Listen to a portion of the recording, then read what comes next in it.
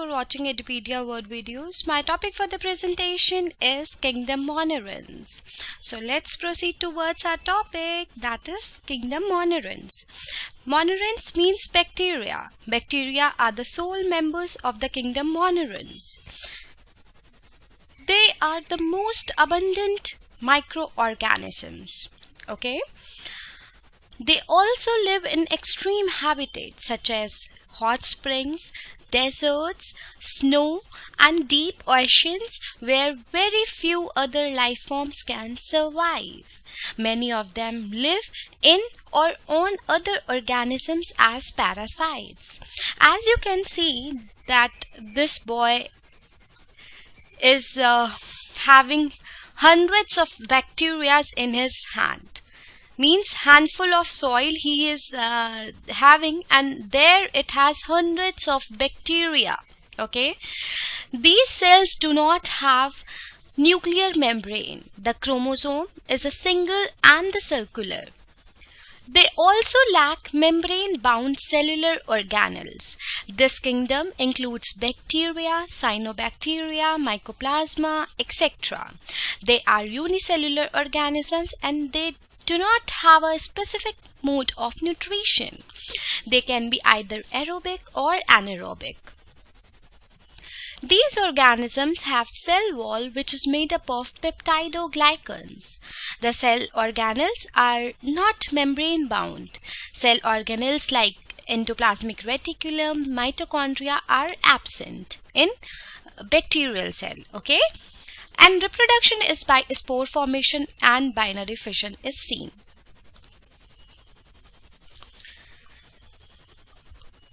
Now, if we talk about the bacterial structure, then average bacteria is about 0.5 to 2 micrometer in diameter.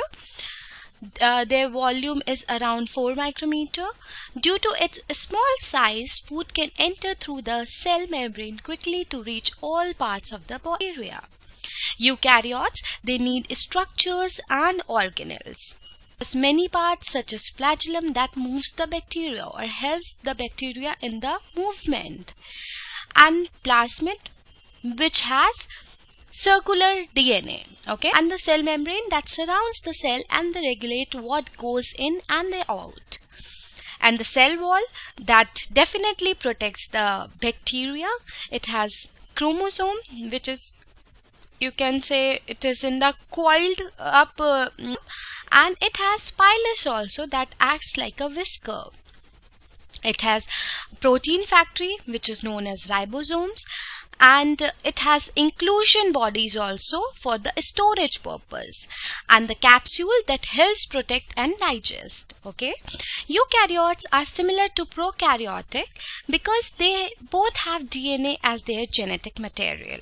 They are both membrane bound, they both have ribosomes, they have similar basic metabolism, and they are both amazingly diverse. Okay, so I hope it's clear to you.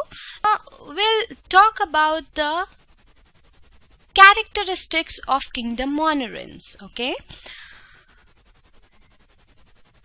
General characteristics of the Kingdom Moneran are that they are the primitive organisms. All organisms of the kingdom are prokaryotes. They are present in both living and the non-living environment. They can survive in harsh and extreme climatic conditions like in hot springs, acidic soil, etc. They are unicellular organisms.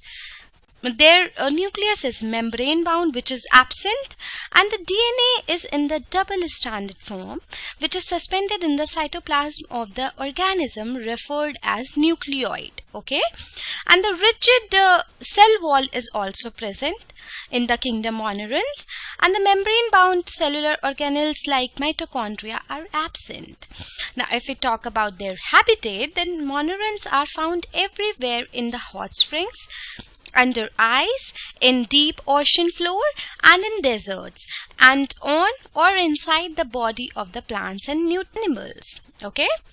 Now, if we talk about their nutrition, then they are autotrophs. which can prepare their own food. Heterotrophs, they depend on the others for food. And saprophytes, that feed on the dead and the decaying matter. And the parasitic monerans, that live on other hosts for survival and the cause.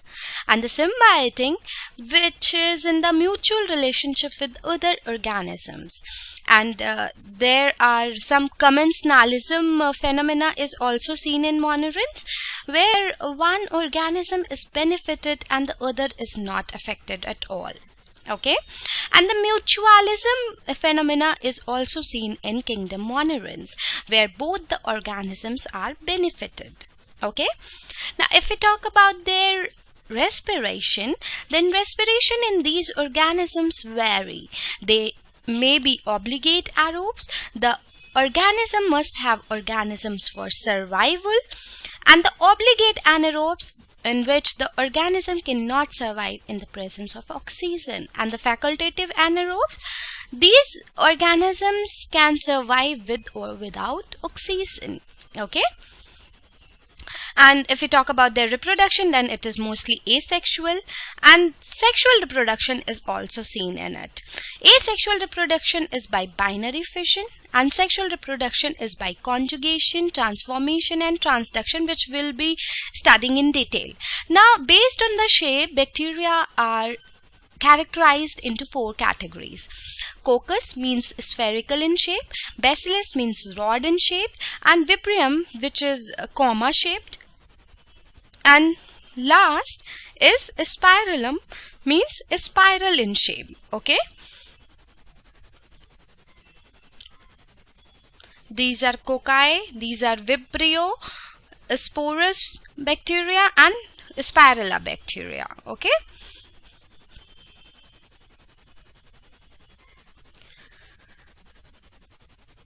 Bacterial structure is very simple, but they are complex in behavior and show metabolic diversity.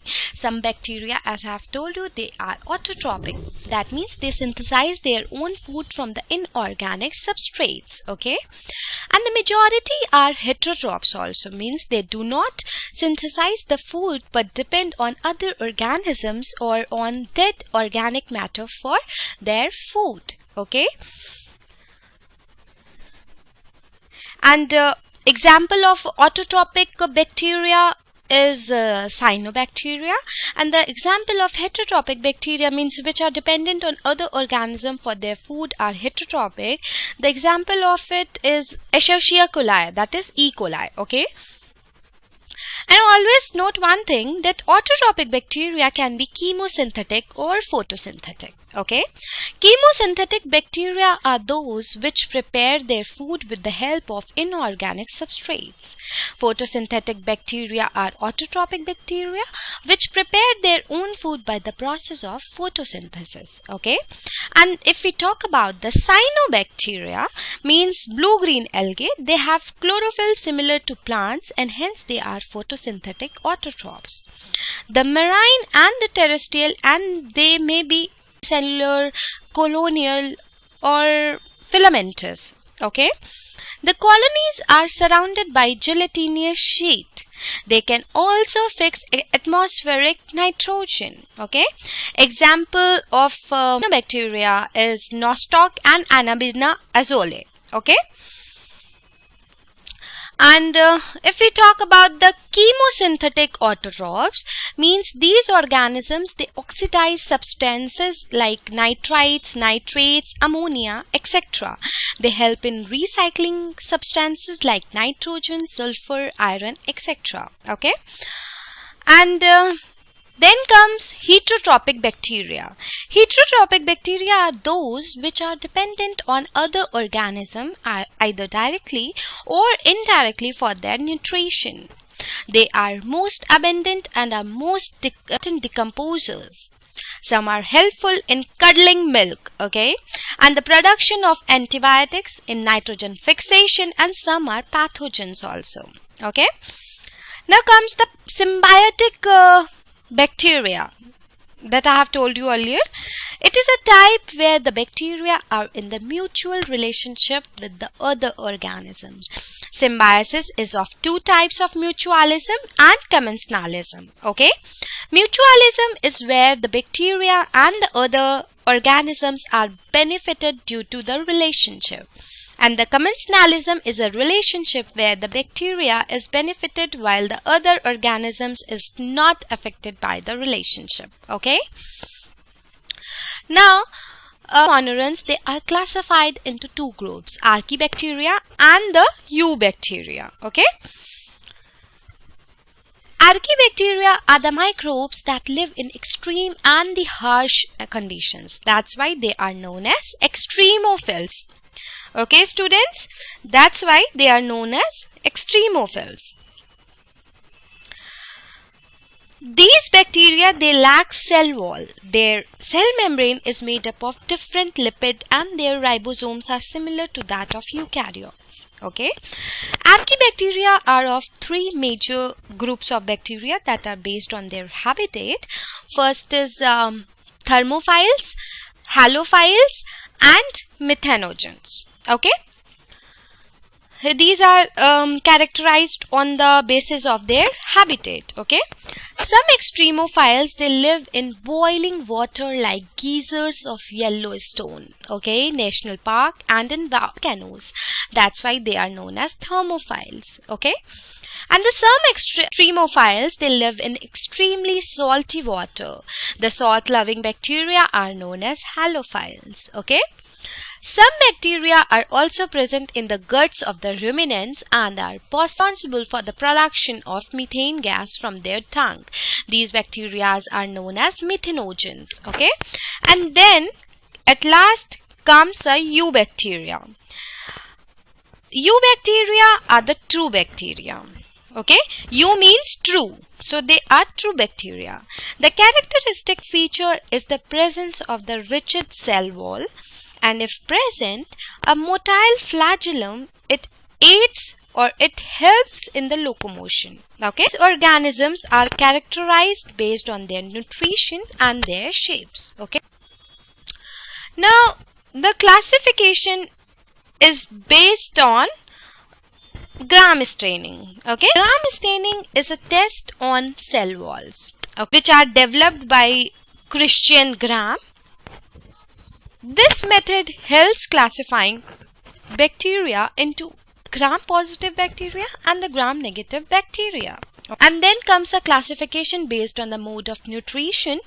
In the mode of nutrition, bacteria are broadly classified into autotrophic and the heterotrophic. Okay, autotrophic that or their own food called as autotrophic bacteria. Example is cyanobacteria, as I have told you earlier, and the heterotrophic bacteria is the bacteria which are dependent on other organisms for their food are called as heterotrophic. Example is E. coli, that is Escherichia coli. Okay. Autotrophic bacteria can be chemosynthetic or photosynthetic, as I have told you. Okay, chemosynthetic bacteria are those which prepare their food with the help of organic substrates. Photosynthetic bacteria are autotrophic bacteria which prepare their own food by the process of photosynthesis. Whereas cyanobacteria such as blue-green algae, they have chlorophyll similar to plants and hence they are photosynthetic autotrophs. The marine and the terrestrial, and they may be unicellular, colonial or filamentous. The colonies are surrounded by gelatinous sheet. They can also fix atmospheric nitrogen, for example nostoc and Anabina azole. Okay, and then comes chemosynthetic autotrophs. Okay, these organisms, they oxidize substances like nitrites, nitrates, ammonia, etc. They help in recycling substances like nitrogen, sulfur, iron, etc. Okay, and then comes heterotrophic bacteria. Heterotrophic bacteria are those which are dependent on other organisms either directly or indirectly for their nutrition. Okay, they are most abundant and are most important decomposers. They are helpful in curdling milk, production of antibody, etc. Okay, and heterotrophic bacteria can be parasitic and saprophytic. okay, as I've told you earlier. And the symbiotic is a type where the bacteria are in mutual relationship with other organisms. And symbiosis is of two types, mutualism and commensalism. Okay, now classification based on gram staining, as I have told you that it is a test on the cell wall which was developed by Christian Gram, and this method helps classifying bacteria into gram-positive bacteria and the gram-negative bacteria. These are the gram-positive bacteria and these are the gram-negative bacteria. Gram-positive bacteria, the bacterial cell wall is made up of protein sugar complex that takes on purple color during gram staining. Whereas in the gram-negative bacteria, the gram-negative bacteria has an extra layer of lipid on the outside of the cell wall and it appears pink during the gram staining procedure. So these are the distinguishing features of gram-positive as well as gram-negative bacteria. Okay. Now, so in short, bacteria is divided or categorized into two categories, Archaebacteria and the Eubacteria. Archaebacteria are again divided into three, Halophiles, Thermoacidophiles and Methanogens. And the Eubacteria is again divided into two, Autotrophs and Heterotrophs. Autotroph is again divided into two, Photosynthetic Autotrophs and Chemosynthetic Autotrophs. And Heterotrophs is again divided into two, Parasitic and Saprophytic. Okay. Now comes the Archaebacteria. We'll study this in detail. Okay. As I have told you that they live in the harshest habitats such as extreme salty areas, hot springs and marshy areas. Okay. When they live in extreme salty areas, that means they are Halophiles. These are the Halophiles that live in the extreme salty areas, and the one which lives in the hot springs, that they are known as Thermoacidophiles, and the one that lives in the marshy areas, they are known as Methanogens. Okay.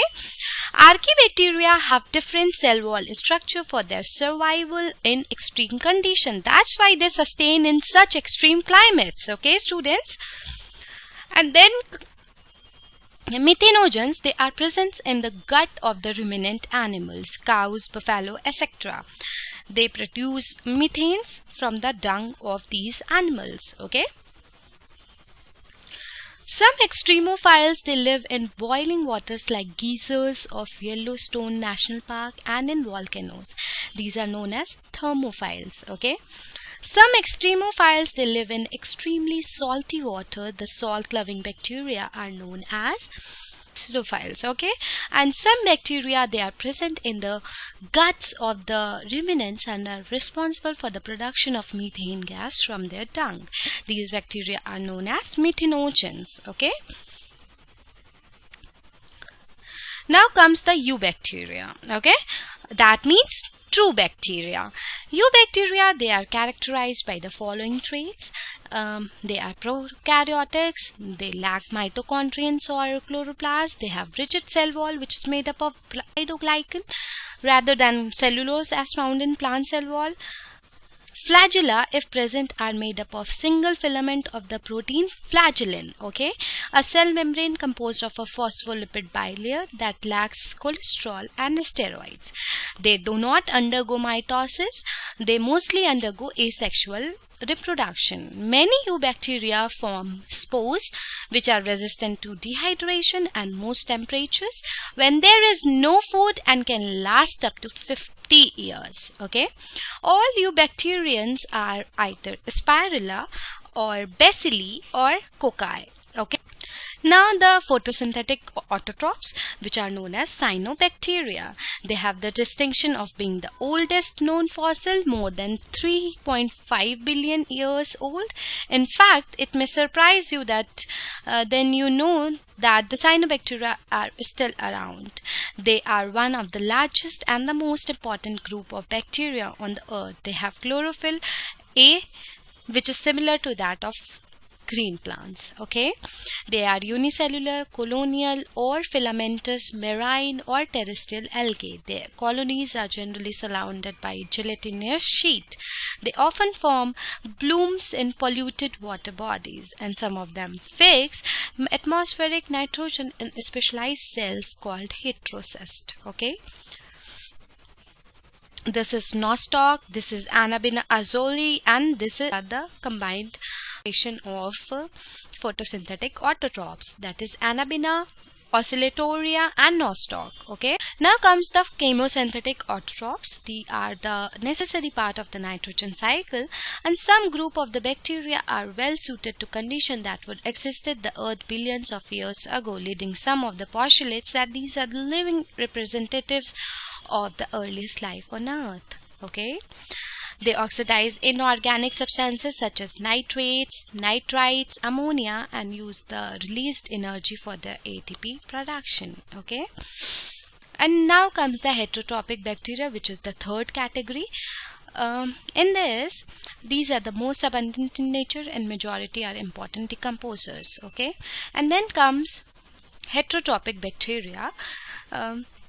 Many or you can say impacts of the heterotrophic bacteria on human affairs. If we see, then many pathogenic bacteria are heterotrophs. However, many species of the heterotrophic bacteria are also abundant in the environment and are considered normal flora for the human skin.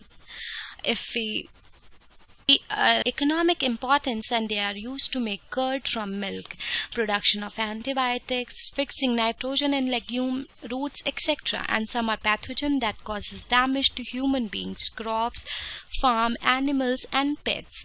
For example, cholera, typhoid, tetanus, and tristis canker. Okay, now come to the reproduction in bacteria. Reproduction in bacteria is mainly by fission. Under unfavorable conditions, they reproduce by spores, and the sexually bacteria, they reproduce by a primitive mode of DNA that transfers from one bacterium to another. Okay, that is by conjugation, transduction, and transformation. Okay,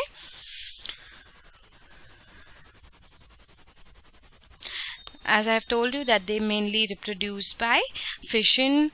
Under unfavorable condition, they produce spores. They also reproduce by the sort of sexual reproduction by adopting a primitive type of DNA transfer from one bacterium to another. Okay, now the transformation.